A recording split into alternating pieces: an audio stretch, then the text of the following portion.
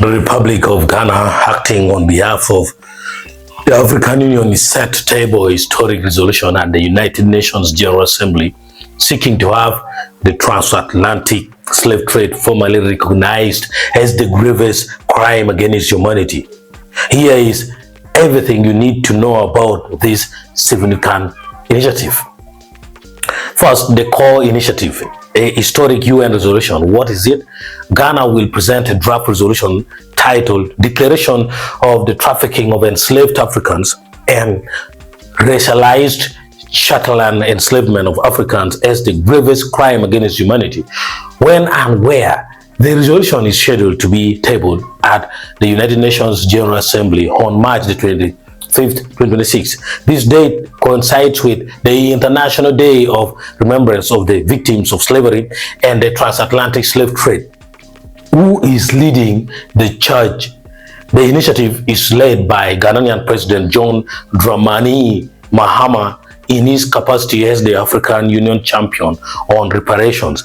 It has the full backing of the African Union and is expected to be co-sponsored by member states of the Caribbean community, that's CARICOM, creating a unified African and diasporan front. Legal and historical foundations. Let's take a look. Why this crime? The resolution points to the transatlantic slave trade's unprecedented scale, its duration of over 4 centuries, its legal sanctioning by states, and its enduring global consequences as justifications for this designation. It forcibly displaced over 12 million Africans, making it the largest forced migration in human history. Legal basis. The initiative is grounded in a sense in an established international law. The prohibition of slavery is a just Congress norm, a fundamental principle of international law from which no country is permitted to deviate. The practices of enslavement, deportation, and racial persecution align with modern definitions of crimes against humanity. President Mahama has stated that the evidence is compelling, the legal foundation firm, and the moral imperatives undeniable. What the resolution does not do. Crucially, Ghanaian officials have emphasized what this resolution is not intended to be in order to build broad consensus. It is not about retroactive legal liability. It does not seek to assign legal blame to specific modern states or seek financial compensation through legal action. It is not about retribution. It explicitly does not seek to impose financial obligations, establish tribunals, or create enforcement mechanisms. It is forward-looking. Instead, it focuses on truth, remembrance, education, and dialogue to heal historical wounds and combat modern racism and injustice. Now, the broader context, the push for reparative justice. This resolution is a key step in a larger long-term movement. AU Theme 2025, the African Union declared 2025 as the year of justice for Africans and people of African descent through reparations, setting the stage for this diplomatic push. Decade of reparations. Ghana has welcomed a proposal to transition current advocacy into a decade of reparations from 2026 to 2035. Restitution and repair. The call for reparations goes beyond financial compensation. It includes the restitution of looted African artifacts, formal apologies, correcting historical narratives, and addressing structural inequalities that are legacies of the slave trade.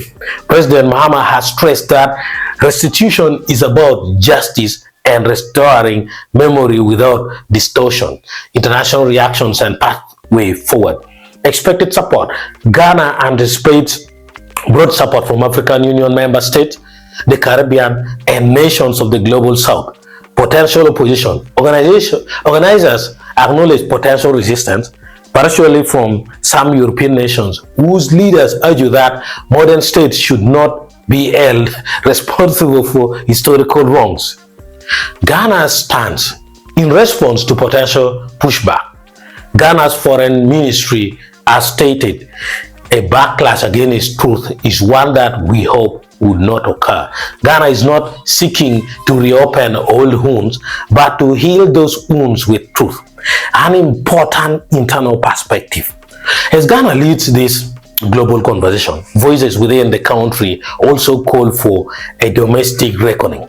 Some argue that before demanding justice internationally, Ghana must first confront the internal legacies of the slave trade, particularly the role of local complicity and the historical marginalization of northern communities who were raided and sold into slavery. For the international demand to be fully credible, they argue it must be preceded by a genuine national conversation that includes and addresses the grievances of these descendant communities.